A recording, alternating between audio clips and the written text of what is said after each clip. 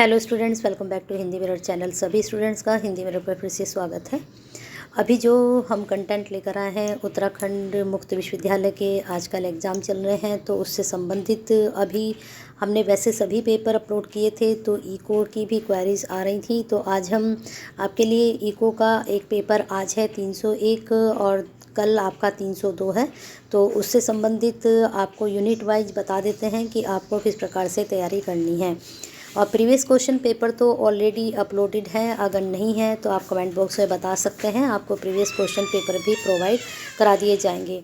लेकिन आपकी क्वारीज आती हैं तभी हम अपलोड कर पाते हैं, क्योंकि जब हमें पता चलता है कि स्टूडेंट्स को ज़रूरत है तभी हम ज़रूरत के हिसाब से आपके वीडियो बनाते हैं। तो बने रहिए हिंदी मिरर के साथ। आप भी ऐसी बेनिफिशियल वीडियो के लिए अगर हमसे नहीं जुड़े हैं तो सब्सक्राइब कर लीजिए, बेल आइकन हिट कर लीजिए, क्योंकि जब आप सब्सक्राइब करते हैं, बेल आइकन हिट करते हैं, तभी आपकी बातें हम तक और हमारी बातें आप तक पहुंच पाती हैं। और लाइक तो बनता है, कर दीजिए और शेयर कर दीजिए सभी स्टूडेंट्स को। आप जैसे ही स्टूडेंट्स इस तरह की वीडियो का इंतज़ार करते हैं और ये सभी के लिए बहुत ही महत्वपूर्ण होने वाली है वीडियो। जितने भी स्टूडेंट्स हैं इको के, बीए के और उत्तराखंड मुक्त विश्वविद्यालय से कर रहे हैं, और बाकी ये वाला जो पेपर है मुझे लगता है सभी यूनिवर्सिटीज़ में इम्पोर्टेंट होगा, और कहीं ना कहीं BA first year, second year, third year, कहीं ना कहीं तो ये लगा हुआ होगा। मुद्रा बैंकिंग, लोकवित्त, अंतर्राष्ट्रीय अर्थशास्त्र, ये सभी। ठीक है, चलिए बता देते हैं कौन कौन सी यूनिट आपकी आए यहाँ पर है। टोटल यूनिट पहले देख लेते हैं कितनी टोटल यूनिट है, उसके बाद फिर बात करते हैं आगे। तो चलिए देख लीजिए, यहाँ पर 1 से लेकर आपकी जो यूनिट है सारी 21 यूनिट है। तो चलिए पहले हम जो है यूनिट पे ही चलते हैं सीधे सीधे। यहाँ पर पहली यूनिट है मुद्रा की रूपरेखा और परिभाषा। तो हमें जो मुझे लगता है अंदर इसमें जाने की ज़रूरत नहीं है। आपको मुद्रा की रूपरेखा क्या है और इसकी परिभाषा और कार्य, बस इतना ही आपके लिए सफिशिएंट है, ज़्यादा आप मत उलझिएगा। ठीक है, बस इतना ही आप कर लीजिए। चलिए आगे चलते हैं, क्योंकि ज़्यादा के चक्कर में क्या होता है, जो थोड़ा बहुत अच्छा क्वालिटी होती है वो भी हम अपने काम में नहीं ला पाते हैं। तो थोड़ा कीजिए, क्वालिटी कीजिए। चलिए आगे चलते हैं। मुद्रा का वर्गीकरण। तो मुद्रा का वर्गीकरण 3 प्रकार से यहाँ दिखाई दे रहा है आपको, तो तीनों पर डालिए। इम्पोर्टेंट है बहुत ही। फर्स्ट और सेकंड यूनिट और थर्ड यूनिट तक तो बिल्कुल मत छोड़ा कीजिए, क्योंकि 3 यूनिट तक फर्स्ट और सेकंड यूनिट तो बहुत ही इम्पोर्टेंट रहती हैं। आ चुके हैं थर्ड यूनिट पर। यहाँ पर पूछा गया है मौद्रिक मान क्या है, स्वर्णमान क्या है, पत्र मुद्रा मान, तीनों के बारे में यहाँ पढ़ लीजिए। मौद्रिक मान का क्या आशय है, वर्गीकरण आप करना चाहे कर लीजिए, नहीं तो आप सिर्फ आशय भी पढ़ेंगे तभी आपका काम चल जाएगा। गुण दोष भी आप पढ़ सकते हैं, क्योंकि अगर ये शॉर्ट में बनेगा क्वेश्चन तो सिर्फ आपसे इसका आशय ही पूछा जाएगा, अर्थ पूछा जाएगा, या महत्व पूछ लिया जाता है, गुण दोष पूछ लिया जाता है। कुछ इस प्रकार के प्रश्न यहाँ पर शॉर्ट में बन सकते हैं। यहाँ से आपका लॉन्ग क्वेश्चन नहीं निकलेगा, लॉन्ग क्वेश्चन आपका निकलेगा फर्स्ट यूनिट में से। चलिए आ चुके हैं फोर्थ यूनिट पर। फोर्थ यूनिट में मुद्रा के मूल्य निर्धारण के परंपरागत सिद्धांत फिशर एवं कैम्ब्रिज आदि के अनुसार आपको बताना है। तो सबसे पहले तो आप तैयार करेंगे मुद्रा के मूल्य का अर्थ और इसके तत्व, वेरी इंपॉर्टेंट है, इसको ज़रूर तैयार कर लीजिए। अब इसके बाद यहाँ पर आप इसके सिद्धांत पढ़ना चाहे पढ़ लें, लेकिन यहाँ पर जो है फिशर एवं कैम्ब्रिज समीकरण की तुलना ज़रूर कर लीजिए। ठीक है, ये दोनों आपके लिए बहुत ही इम्पोर्टेंट है। बाकी आपको जो लगता है सही आप भी तैयार अपनी तरफ से कर सकते हैं, क्योंकि सबका पैटर्न अलग अलग होता है, सबका आइडिया अलग अलग होता है। हो सकता है जो मुझे इम्पोर्टेंट लग रहे हो, लेकिन जो मेरे इम्पोर्टेंट होते हैं, मुझे लगता है स्टूडेंट्स इसलिए हमसे जुड़ रहे हैं क्योंकि उन्हें लगता है कि कहीं ना कहीं जो आपको ये वीडियो बनाकर दी जाती हैं, क्योंकि 21 यूनिट बहुत ज़्यादा होती हैं और 21 के यूनिट जो अंदर कंटेंट है वो भी बहुत ज़्यादा है। तो इतनी यूनिट तो देखो, यूनिट में सारी कवर कराती हूँ आपको, यूनिट कोई नहीं छोड़नी चाहिए, चाहे आप वहाँ से थोड़ा सा टॉपिक पढ़ें, एक बार गो थ्रू तो सभी को करें। ठीक है, चलिए आगे देख लेते हैं। मिल्टन फ्रीडमैन का मुद्रा परिणाम सिद्धांत, इस यूनिट में आप करना चाहें तो कर लीजिए। तो चलिए हम आगे चलते हैं। मुझे इसमें कोई ख़ास नज़र नहीं आ रहा है, हाँ बिल्कुल ही मुझे नहीं लगता है तो फिर नहीं मैं करवाती हूँ। आगे है मुद्रास्फीति, अविस्फीति, विस्फीति, ये पूरी ही यूनिट आपके लिए इम्पोर्टेंट है, यहाँ से कुछ मत छोड़िएगा। तो चलिए, मुद्रास्फीति के प्रकार, यहाँ पर सारे प्रकार एक बार सारे याद कर लीजिए। भले ही आप इनके अंदर का कंटेंट एक ही बार पढ़ें, लेकिन इन सबको अच्छे से याद कर लीजिए, ये प्रश्न आपका ज़रूर बनेगा। अब यहाँ से वो पर्टिकुलर किसी एक के बारे में ही पूछ सकते हैं और आपसे जो है हर एक के जैसे कितने प्रकार हैं, तो आप ज़रूरी नहीं 10 के 10 प्रकार लिखो, आप 5 भी लिख सकते हो, 6 भी लिख सकते हो। अगर लॉन्ग आता है तो सारे लिख डालिए, अगर शॉर्ट आता है तो 2-4 से आपका काम चल जाएगा। अब यहाँ पर आता है मुद्रास्फीति के क्या कारण हैं, तो मांग पक्ष पूर्ति पक्ष दोनों ही तैयार कर लीजिए, मुद्रास्फीति के प्रभाव भी याद कर लीजिए। ठीक है, बस इतना ही आप कर लेंगे तो ये आपके लिए सफिशिएंट हो जाएगा।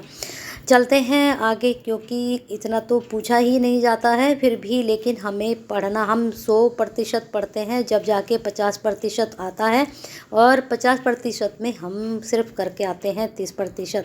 ठीक है, तो थोड़ा आप 100% हम तैयारी करते हैं, 50% एग्ज़ाम में आता है और 50% आप नहीं कर पाते हो पूरा, यानी कि इतने अच्छे से आप याद नहीं हो पाता है, तो कहीं ना कहीं 30-40 का रेशो आपका बन जाता है, और 30-40 का रेशो का मतलब आपके 50 अबाव आराम से आ जाते हैं। तो यहाँ पर वाणिज्य, बैंकिंग, अर्थ एवं विकास बल, इतनी ही इसमें टॉपिक कर लीजिए, अर्थ कर लीजिए, कार्य कर लीजिए और इसके विकास कर लीजिए। चलते हैं आगे नेक्स्ट यूनिट पर। बहुत सारी यूनिट हैं, जितना शॉर्ट टाइम में हम पढ़ाएंगे उतना ही आपका टाइम भी कंज्यूम होगा। चलिए आगे आते हैं। वाणिज्य बैंकों की साख सर्जन की प्रक्रिया क्या है, बस इतना ही, इसका साख सर्जन की प्रक्रिया पढ़ लीजिए और इसका महत्व भी आप पढ़ सकते हो। ठीक है, समस्या आप रहने दें, कोई बात नहीं।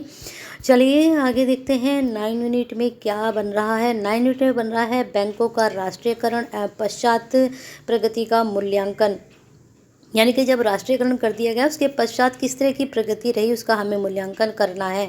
लेकिन यहाँ पर आपको बस सिर्फ करना है बैंकों का राष्ट्रीयकरण, और आप यहाँ पर क्वेश्चन बन सकता है कि बैंकिंग सुधार कैसे हो सकते हैं। ठीक है, इस प्रकार के क्वेश्चंस बनते हैं जिनको हम करंट भी बोल सकते हैं, क्या ना, अपने विचारों के द्वारा किसी का आंसर दिया जाना। आर्थिक सुधार में काल वाणिज्य बैंकों में हुए सुधार एवं नीतियाँ।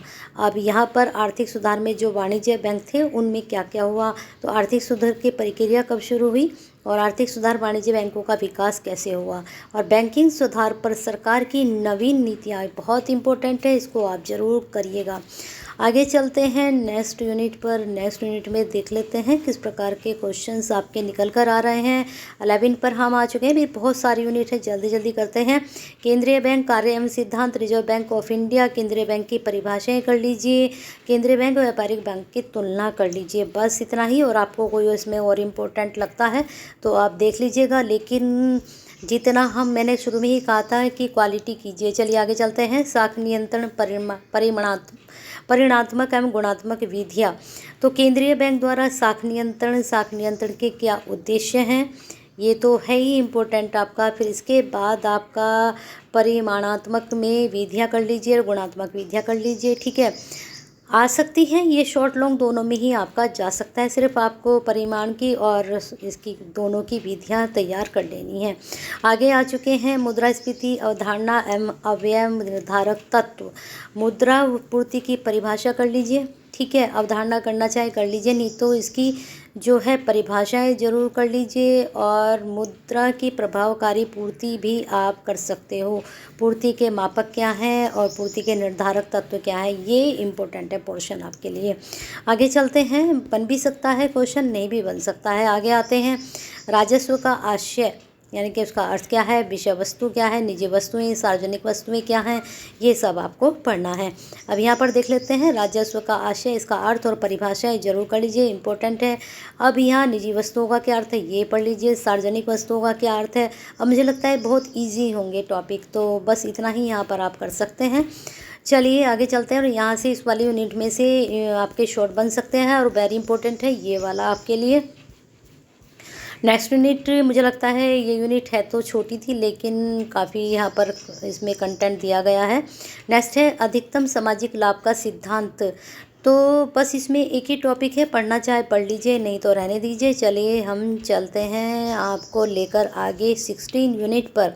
सामाजिक आय व्यय क्या है, सामाजिक व्यय के क्या उद्देश्य हैं, सामाजिक आय के बस उद्देश्य ही आप पढ़ सकते हैं। बन सकता है क्वेश्चन। और इसका जो है यहाँ तो दे नहीं रखा है अर्थ, लेकिन इसके बारे में भी पढ़ लीजिए, सामाजिक आय व्यय है क्या, ठीक है। और इसके उद्देश्य तैयार कर लीजिए। चलते हैं 17 यूनिट की तरफ आ चुके हैं हम। बजट एवं बजट निर्माण बहुत अच्छा है, बहुत इंपॉर्टेंट है, ज़रूर तैयार कर लीजिएगा इसमें से। तो इसमें बजट का अर्थ, परिभाषा एवं विशेषताएँ, ठीक है। और बजट का आर्थिक महत्व क्या है, बहुत ज़्यादा इम्पोर्टेंट है, बनेगा ज़रूर क्वेश्चन यहाँ से। 99% यहाँ से उम्मीद है कि आपका क्वेश्चन यहाँ से ज़रूर बनेगा। आ चुके हैं आगे नेक्स्ट यूनिट पर हम 18 पर। 3 मिनट और रह चुकी हैं, चलिए देख लेते हैं इसमें। अंतर्राष्ट्रीय व्यापार एवं क्लासिकल सिद्धांत। अंतर्राष्ट्रीय व्यापार का क्या अर्थ है, इसकी परिभाषाएं और लाभ व हानियाँ पढ़ सकते हैं। विषय वस्तु पढ़ना चाहें पढ़ लीजिए। अब यहाँ पर है अंतर्राष्ट्रीय व्यापार का आधुनिक सिद्धांत, यूनिट 19 में अंतर्राष्ट्रीय का आधुनिक सिद्धांत, इसकी भूमिका। और यहाँ पर आप इसके सिद्धांत की व्याख्या पढ़ सकते हैं। और यहाँ पर साधन संपन्नता, भौतिक मापदंड के आधार के सिद्धांत। वैसे मुझे इतनी इम्पोर्टेंट नहीं लग रही, लेकिन बस इतना सा भी आप पढ़ लेंगे तो मुझे लगता है आप इसको कवर कर पाएंगे। चलिए आगे चलते हैं यूनिट 20 पर। आपकी यूनिट 20 में देख लेते हैं क्या आपका जा रहा है टॉपिक। अब 20 में देख लेते हैं क्या क्या टॉपिक बन रहे हैं। व्यापार की शर्तें, मुक्त व्यापार, संरक्षण, भुगतान संतुलन, यहाँ से भी आपका प्रश्न बन सकता है, ठीक है। देख लेते हैं कौन कौन से टॉपिक में। एक तो आप मुक्त व्यापार का अर्थ कर लीजिए और साथ में भुगतान संतुलन। अब मुक्त व्यापार में आपको क्या पढ़ना है, तो इसके मुक्त व्यापार के पक्ष में तर्क और विपक्ष में तर्क आप तैयार कर सकते हैं। भुगतान संतुलन की परिभाषा और इसके घटक आप तैयार कर लीजिए, ठीक है। इंपॉर्टेंट है, बन सकता है क्वेश्चन यहाँ से भी आपका। लास्ट यूनिट की तरफ हम जा रहे हैं। तो वीडियो पसंद आई है तो लाइक ठोक दीजिए साथ के साथ और शेयर कर दीजिए। आपकी जो ख़त्म होने से पहले वीडियो शेयर हो जाना चाहिए और लाइक हो जाना चाहिए, क्योंकि आपके पास इतना इम्पोर्टेंट कंटेंट पहुंचता है, वीडियो आप तक बनती है तो पहुंचती भी है। और लाइक तो और शेयर तो बनता ही है, कर दीजिए साथ के साथ। अभी विदेशी विनिमय एवं नियंत्रण, अब यहाँ से क्या क्वेश्चन आपका बन रहा है, विदेशी विनिमय से क्या अभिप्राय है और विदेशी विनिमय की समस्या के क्या कारण है। बस 2 ही टॉपिक तैयार कर लीजिए।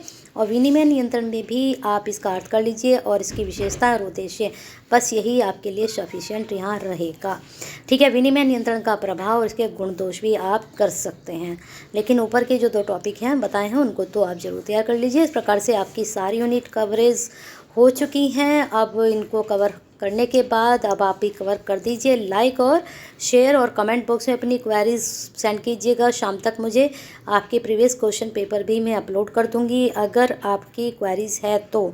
नहीं तो लाइक और शेयर तो कर दीजिए और सब्सक्राइब और बेल आइकन हिट भी कर दीजिए।